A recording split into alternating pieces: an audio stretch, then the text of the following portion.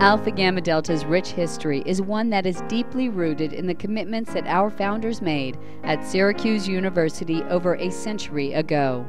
Today, with more than 180 collegiate chapters and more than 250 alumni chapters and clubs, we don't often take time to contemplate that our 11 founders, Marguerite, Emily, Estelle, Jenny, Ethel, Mary Louise, Grace, Edith, Georgia Dickover, and Georgia Otis and Flora, were young college women just like our collegiate sisters today when they set the framework for this international fraternity. One can guess that they would be astounded and proud to know that their humble beginnings and youthful determination have grown into an organization with such impressive sisters, chapters, and clubs. In a time when women were denied the right to vote and discouraged to excel academically, these 11 young women cleared their first hurdle through their admission to Syracuse University. Syracuse was one of just a handful of colleges that accepted female students at the time. When Alpha Gamma Delta was founded in 1904, 7 male fraternities and 6 female fraternities had already been established at the university. Increased enrollment spurred the need for additional student housing and a larger support network for female students. University professor Dr. Wellesley P. Coddington had noticed this trend and identified the need for another women's fraternity on campus. He had long been an advocate for the education of women. Dr. Coddington had previously helped other Syracuse women to create Alpha Phi and Gamma Phi Beta when he proposed the addition of another women's fraternity to Marguerite. Several meetings held in May 1904 provide the basic groundwork for the fraternity. Marguerite and her sister Estelle met with Georgia Dickover and Jenny, and together they decide to establish a new national fraternity rather than creating a local group that would later affiliate with another national organization. Ethel, Grace, and Edith joined next, and the group voted on officers and formed an executive committee to begin drawing up a constitution. Jenny agreed to ask Dr. Coddington for help regarding the official name for the fraternity. Georgia Otis joined at the 4th meeting, and the name Alpha Gamma Delta was chosen, as well as the motto and original badge. The women decided that the motto should consist of Greek letters, finally deciding on Epsilon Pi, and that the badge should be a monogram of the Alpha, Gamma, and Delta letters. At the next meeting, the women selected a badge and agreed that 7 badges would be ordered. They decided to rent an attic room which occupied the entire 3rd floor of a large home on East Genesee Street. Dues were 25 cents for each meeting to cover rent for the attic room, and each member paid an additional 25 cents for summer expenses. Flora, Emily, and Mary Louise joined the fraternity next. Together, these remarkable women became the 11 founders of Alpha Gamma Delta. May 30th, 1904 marked a momentous milestone for the fraternity as it was deemed the official founding of Alpha Gamma Delta. At this meeting, the chapter constitution and bylaws were read and adopted. Suggestions were made for the ritual, badges were worn, and Jenny Titus was elected president of Alpha Chapter. The colors red, buff, and green were chosen, not only because of their significance, but because the members thought that these colors were practical year-round. After a committee was appointed to share the news of Alpha Gamma Delta's founding with the Syracuse newspapers, the historic meeting was adjourned. After the summer vacation, the founders returned to school in September, eager to continue their progress with Alpha Gamma Delta. The first rush party was held at Winchell Hall.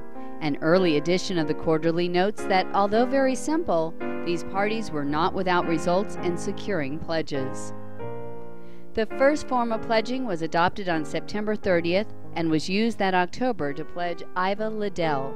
The first pledge pin with the Alpha and Delta tilted against the straight Gamma was adopted on November 11th.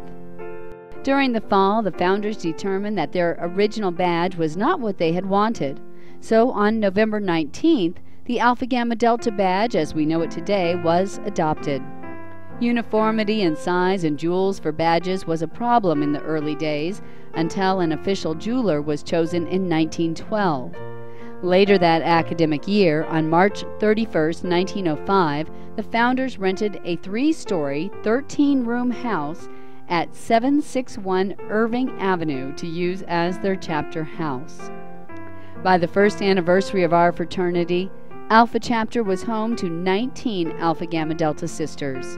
This historic first year culminated with the Alpha Gamma Delta Reunion Banquet, which was held on May 12, 1905. All members, with Dr. and Mrs. Coddington as guests of honor, gathered together and shared songs and memories from the past year. As one might imagine, Alpha Gamma Delta was a work in progress. Though much of the fraternity's framework was determined in that first year, several important items of business were unfinished. In June 1905, the GRIP was adopted and the Certificate of Incorporation was signed. Alpha Gamma Delta's official flowers, red and buff roses with green asparagus plumosa fern, were also chosen in 1905. These flowers exemplify the colors of our fraternity. As years passed, the Alpha Gamma Delta purpose, mascot, and the armorial bearings were adopted. The armorial bearings, designed by founder and heraldry expert Emily Butterfield, were approved at the first Alpha Gamma Delta convention in 1907. Emily also created 10 other Greek organizations' crests. The Women of Gamma chapter, which was installed in 1906, were the first to use the squirrel as a mascot. To them, the squirrel, as it jumped from branch to branch and accomplished much progress, symbolized the spirit that never dies and the spirit of energetic alertness and progress. The squirrel was then informally used as a fraternity mascot until 1929, when it came to represent the fraternity as a whole. The Alpha Gamma Delta purpose, which is unchanged from when it was designed and written by Emily Butterfield, was formally adopted by the delegates at Convention 1919. Though the women continued to make progress with the structure of their national organization, their desire to find permanent housing in Syracuse also remained. After occupying the third floor on Genesee Street and the house on Irving Avenue, they moved into their third house at 503 University Place in 1909, and finally moved into their dream home in 1928, which is still standing today. Emily Butterfield, who was eventually inducted into the Michigan Women's Hall of Fame because of her superb architecture skills, designed the plans for this final Alpha Chapter house. Amid university coursework in the business of running Alpha Chapter, these remarkable and enthusiastic Alpha Gams had not forgotten their vision of making Alpha Gamma Delta a national organization. Just 2 days after the fraternity's first birthday, the Alpha Gams decide to grant a charter to a chapter at the University of Wisconsin. Under Ethel's leadership, Beta Chapter was installed on June 16, 1905, with 12 women being named charter members. By 1909, 9 chapters carried the Alpha Gamma Delta name, a remarkable feat in those days. The fraternity became international with the installation of Tau Chapter at the University of Toronto in 1919. Perhaps similar to Alpha Gamma Delta collegians today, each of the early Alpha Gams had unique characteristics and abilities to contribute to the fraternity. One activity they all enjoyed was sharing sisterhood and friendship with one another. Many of their social events were formal, such as hosting teas, but others were casual. For Halloween one year, the sisters dressed up as Mother Goose characters and celebrated with games, nuts, popcorn, and donuts. Some members snuck quietly out of their boarding houses to attend the local theater. In those first days of the fraternity, much like it does today, music helped to strengthen sisterly relationships. Flora, known as the musical founder and chapter pianist, played the piano over and over so that the members could practice for the first initiation.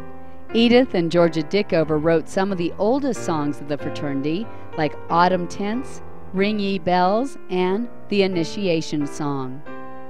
Other memorable events helped to strengthen these relationships during their collegiate days.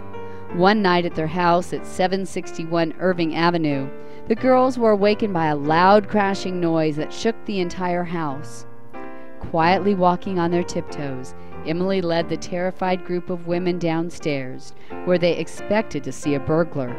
Sharing a laugh and a sigh of relief, the women were happy to find that the plaster had fallen in the parlor and that they were safe. Another source of entertainment and much gossip was the love affair between founder Grace Mosier and her boyfriend Glenn Harder, who later became her husband. The fraternity that we know today was built upon a group of loving sisters who had a vision of greatness for Alpha Gamma Delta. Alpha Gamma Deltas today have exceeded the founders' expectations with more than 150,000 initiated members.